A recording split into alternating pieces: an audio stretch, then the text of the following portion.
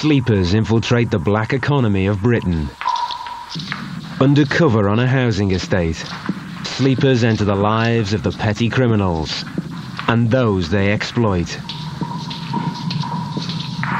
Sleepers, a new series from Channel 4, continues with Undercover in the Black Economy, Tuesday at 9. You almost had it. I dropped my wing. Right now, I'm in a cupboard with 3 girls, all ready at any minute to burst into the studio.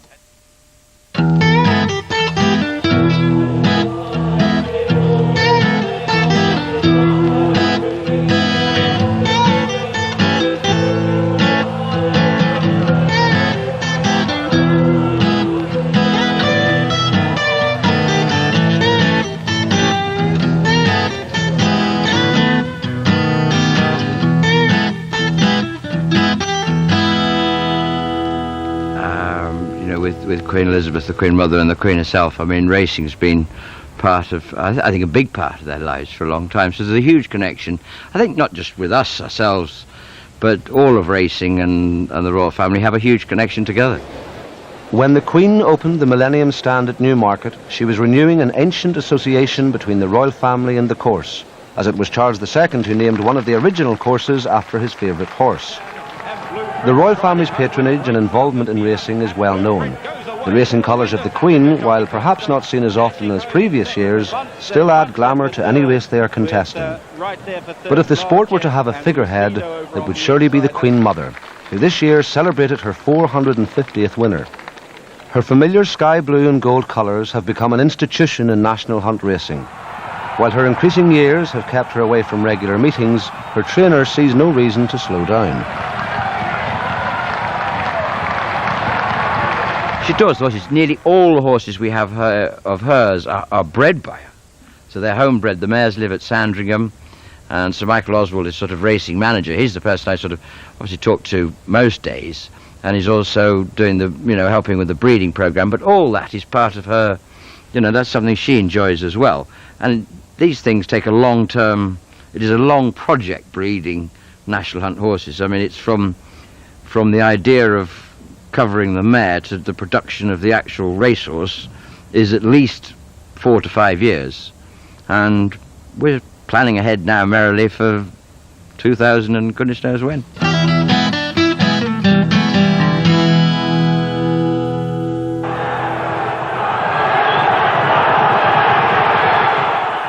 With the dramatic rise in the cost of racing, a new force has come to dominate the big events. Bringing considerable wealth, knowledge and love of the sport, the royal family of Dubai are the modern symbols of the continuing tradition of the sport of kings. The 4 princes now represent one of the most powerful equine organisations in the world. There are 4 brothers.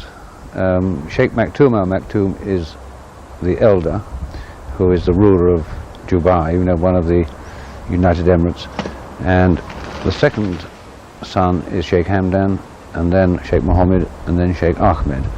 And I have trained for all 4 of them in the early stages, but in recent years predominantly for Sheikh Hamdan.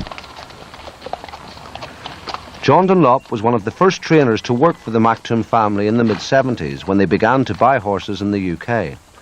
From their beginnings, working with individual trainers, they have now formed their own racing partnership based in Ireland and Dubai, which incorporates not only the training, but also an influential stud operation. They love it, and I think on such a scale they operate now, because the emphasis has changed perhaps over the last few years with the family generally, in that they've established their operation called Godolphin, which you've probably heard of, that which Sheikh Mohammed is the principal member of that organisation, but all the other brothers equally have horses trained under the Godolphin banner.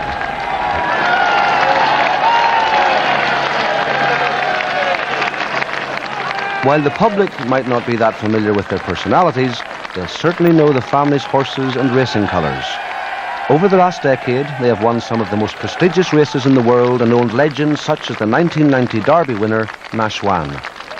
With the global scale of their operation and their commitments in Dubai, you're unlikely to see them on a cold day at Lingfield.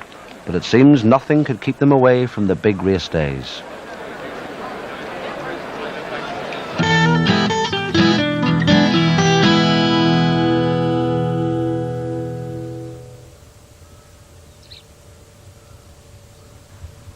Part of their phenomenal rise to prominence has been due to the scale of their stud operation. Paying the best money for mares and stallions to create champion sires has meant the names of their Nunnery and Gainsborough studs are known around the world. One man who knows more than most about the global nature of their business is their agent, Angus Gold. My job, really, in a nutshell, is try to liaise between the trainers and Sheikh Hamdan. He's obviously very busy in Dubai, and I try to keep him informed of what's going on, which means we have something in the region of 17 trainers in Europe. Try and keep in touch with all of them, find out what's going well, what's going badly, and what's hurt itself, and then obviously at sales time we try and help with the buying of the horses and indeed the selling of the less good ones.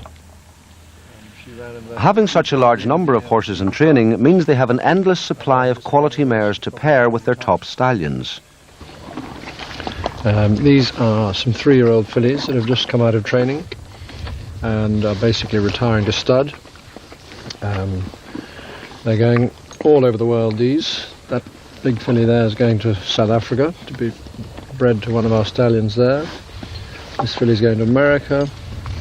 And that chestnut filly in the back, she was very good. She was third in a listed race and won 2 races. She's staying here to be bred. And the filly behind here was the best of a lot of them, and she won a listed race at Newbury last year, and so she'll stay here and be bred to one of the better stallions here. So these have just been out of training for about 3 weeks now, and they're just unwinding now before they head off to be covered next spring. Surprise faces. While no one disputes that the family's unrivaled knowledge and understanding of the industry has helped them to such success, it's also true the capital they were able to bring has changed the nature of the sport forever. Well, they've been involved for over 20 years now, and nowadays, certainly with the state of the bloodstock market as it is, I was in Keeneland last week and there were mares making over $4 million. So at the top end of the market, if you want to play at that end, it takes a lot of money to do so, and obviously with an operation the scale of this particular operation, it costs a great deal of money to run it.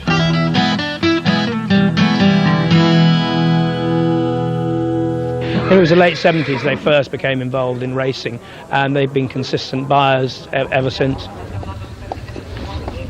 It's in the area of sales that the Maktoums have created the most dramatic impact. In the pursuit of the best yearlings, mares and stallions, they have paid some record-breaking prices, which is all good news for the breeders. The majority of breeders are doing it on a professional basis, so it's very important for them to get decent returns on their investment, just like any other business. You're in business to make money, so it's very important that the bloodstock business is strong and healthy, and that there is demand for the commodity, so people can keep breeding racehorses, keep breeding quality racehorses. With horses like Nashwan, Daylami and Salsabil, the results of their purchases speak for themselves. But the search for the next great classic winners means prices for as yet unraced yearlings might seem a little excessive.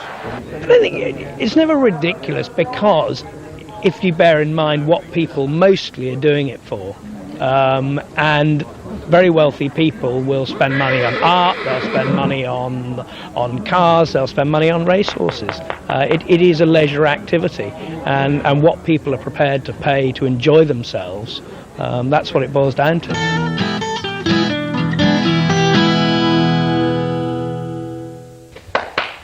Their investment is good news for trainers like Ed Dunlop. Well, from my point of view as a racehorse trainer, they have enabled over the last at least 10 years to keep very good stallions here, rather than the horses were obviously going to America. The good stallions were ending up there. It's easier for the breeder to use a better horse. That is obviously very, very important. There are various other various political things that they've helped, but that would be the main thing for me. Ed is John Dunlop's son and is now continuing his family's association with the Mactooms. But it's not as easy now as it was for his father. And the thing here is obviously certainly here, if a horse belongs to Sheikh Maktoum, if it's a limited ability, they tend to sell them. They're not particularly interested in winning a 0 to 60 handicap at Southwell or wherever it may be. They're obviously looking for quality horses. They've been involved for so many years. So the lesser lights tend to be sold quicker. Obviously that's can at times be of detriment to me, and other horses leave me and go and win for other people, but that is the way they like to have their horses. They're looking for decent, good horses. I think for all the Maktoum family, it's a hobby, if you like, for them, but it's a very big part of their lives, and it's turned into really more than a hobby now, in terms of the sheer scale of the operations worldwide, and it's one of their big loves for all the family. They're very, very keen on it, and they know a lot about it.